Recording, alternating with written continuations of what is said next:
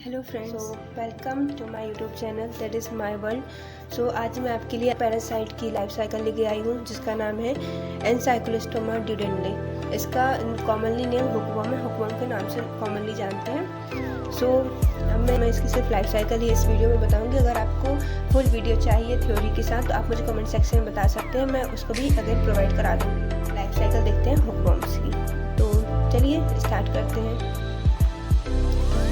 जितने भी ये पैरासाइट होते हैं वो नॉर्मली ह्यूमन बॉडी में रहते हैं, ठीक है। वो हमारे जो स्मॉल इंटेस्टाइन, लार्ज इंटेस्टाइन है, जितना भी जीआईटी रहा है, तो इसमें ये पैरासाइट रहते हैं, ठीक है। ये नॉर्मली नुकसान तो नहीं पहुंचाते ह्यूमंस को, लेकिन जैसे ये ह्यूमंस की इम्यूनिटी लो होती है, ससेप्टिबिलिटी हाई होती है इनके प्रति, तो क्या कहते हैं ये अटैक कर देते हैं ह्यूमंस पे, तो जिसकी वजह से इन्फेक्शन कॉज होता है और डिसीज कॉज होती है। ये कहाँ होता है, हुकवर्म में कहाँ रहता है, इन्फेक्टेड पर्सन के स्मॉल इंटेस्टाइन में, जिजेनियम वाले पार्ट में। जिजेनियम का फर्स्ट पार्ट और जो डियोडेनम है उसका लास्ट पार्ट में ये रहता है, ठीक है। तो क्या होता है, इन्फेक्टेड पर्सन के स्मॉल इंटेस्टाइन में रहता है। वो क्या कंटेन करता है, अडल्ट वॉर्म्स। क्या कंटेन करता है, अडल्ट वॉर्म। अडल्ट वॉर्म में मेल और फीमेल होते हैं, ठीक है। फिर क्या होगा, मेल फीमेल को फर्टिलाइज करेगा, जिसको फर्टिलाइज करेगा, जिससे कि जो फीमेल होगी वो ग्रेविड हो जाएगी। ग्रेविड मतलब कि प्रेग्नेंट होना, ठीक है। जो फीमेल होगी वो प्रेग्नेंट हो जाएगी। और फिर जो फीमेल है वो अनसेगमेंटेड एग जो करेगी, ले करेगी, मतलब अनसेगमेंटेड एग ले करेगी, ठीक है। एग करने के बाद वो जो एग है वो क्या किसमें डेवलप हो जाएंगे, 4 ब्लास्टोमा स्टेज में कन्वर्ट हो जाएंगे, डेवलप हो जाएंगे, ठीक है। वो क्या होगा, वो जो स्टेज है 4 ब्लास्टोमा स्टेज है जो एग की, वो फीकल मैटर के द्वारा पास आउट होंगे ह्यूमन्स के, ठीक है। फिर क्या करेंगे, वो जो फीकल मैटर के द्वारा जो एग्स बाहर आए हैं ह्यूमन बॉडी से, वो क्या होंगे, सॉइल में मिक्स होंगे।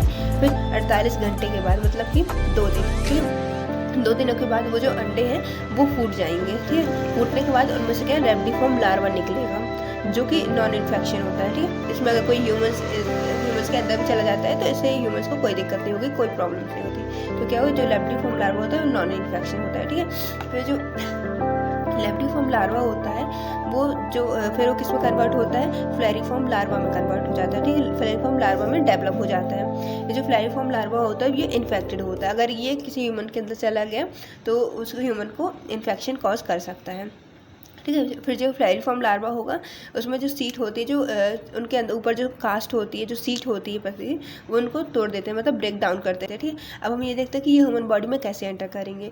तो enter body through penetrating skin, वो क्या करेंगे, स्किन को पेनिट्रेट करके ह्यूमन बॉडी में एंटर करेंगे। फिर वो क्या करेंगे, स्किन के बाद कहाँ जाएंगे, सबक्यूटेनियस टिश्यू में जाएंगे। सबक्यूटेनियस टिश्यू के बाद वो कहाँ जाएंगे, लिम्फेटिक्स में जाएंगे। फिर सुपीरियर वेना कावा के थ्रू कहाँ जाएंगे, वो हार्ट में जाएंगे, वो भी कौन से वाले पार्ट में, राइट एट्रियम में जाएंगे, ठीक है। राइट एट्रियम से वो पल्मोनरी आर्टरी में जाएंगे, जिससे वो लंग्स में जाएंगे। लंग्स के बाद वो ट्रकिया में, ट्रकिया के बाद वो फेरिंग्स में जाएंगे, फेरिंग्स के बाद स्टमक में, और वापस वो स्मॉल इंटेस्टाइन में आ जाएंगे। इस तरीके से इनकी लाइफ कंटिन्यू होती है, ठीक है। तो मैं आपको एक पिक्चराइज मतलब डायग्राम के थ्रू और एक बार समझा दे रही हूँ, ताकि आपको ये जितना भी लाइफ साइकिल है एक बार आपके माइंड में फिट हो जाएगी और अच्छे तरीके से एकदम मेमोराइज हो जाएगी, ठीक है। जो पैरासाइट है वो कहाँ रहता है, ये कहाँ है, इन्फेक्टेड पर्सन के स्मॉल इंटेस्टाइन में अपन ये सारी चीज़ें देख रहे हैं, ठीक है। तो ये जो पैरासाइट ये कहाँ रह रहा है अभी, इन्फेक्टेड पर्सन के स्मॉल इंटेस्टाइन में। स्मॉल इंटेस्टाइन के भी कौन से वाले पार्ट में, ड्यूडेनम और जिजेनियम के यहाँ सेंटर में हम मान सकते हैं कि डिडेनियम हुआ, ये ऊपर स्टमक है, ये डिडेनियम है, और यहाँ से जिजेनियम स्टार्ट हो जाएगा, ठीक है। तो यहाँ पास ये पैरासाइट रहता है। ये अडल्ट, ये जो पैरासाइट है ये अडल्ट वॉर्म होता है। अडल्ट वॉर्म दोनों मेल और फीमेल दोनों कैरी करता है। फिर मेल फीमेल फर्टिलाइज करेंगे। फिर जो फीमेल है वो ग्रेविड हो जाएगी, मतलब प्रेग्नेंट हो जाएगी। फिर वो एग्स को ले करेगी, मतलब वो अंडे देगी। फिर जो ये अंडे हैं वो 4 ब्लास्टोमा स्टेज में कन्वर्ट होंगे। अब आपको समझ आ गया होगा 4 ब्लास्टोमा स्टेज क्या है, ये अंदर इसके 4 में कन्वर्ट हो जाएगा, ठीक है।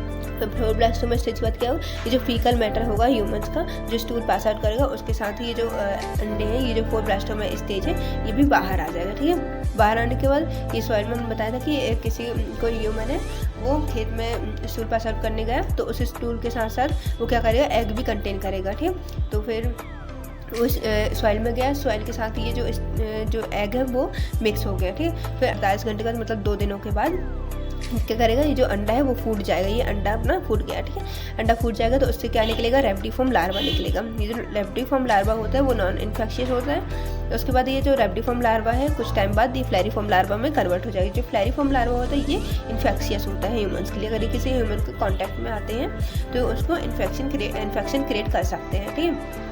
फिर इनके ऊपर एक कास्ट होती है पतली सी।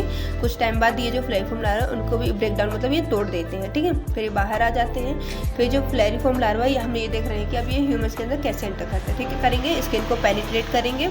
अगर डायरेक्ट स्किन कांटेक्ट में आ रही, जैसे कोई नंगे पैर किसी जहाँ जैसे कोई ह्यूमन है वो नंगे पैर मतलब बिना शूज़ के बिना चप्पल्स के ऐसे ही घूम रहा है कहीं जहाँ पास ये एग वैग जहाँ ये सब सॉइल में ऐसे घूम रहा है जहाँ ये सॉइल में पड़े हैं, ठीक है। तो वो जो फ्लैरिफॉर्म लार्वा होंगे वो डायरेक्ट ह्यूमन स्किन को पेनिट्रेट करेंगे। स्किन को पेनिट्रेट करने के बाद वो कहाँ एंटर हो जाएंगे, सबक्यूटेनियस टिश्यू में। सबक्यूटेनियस टिश्यू के बाद वो कहाँ जाएंगे, लिम्फेटिक्स में।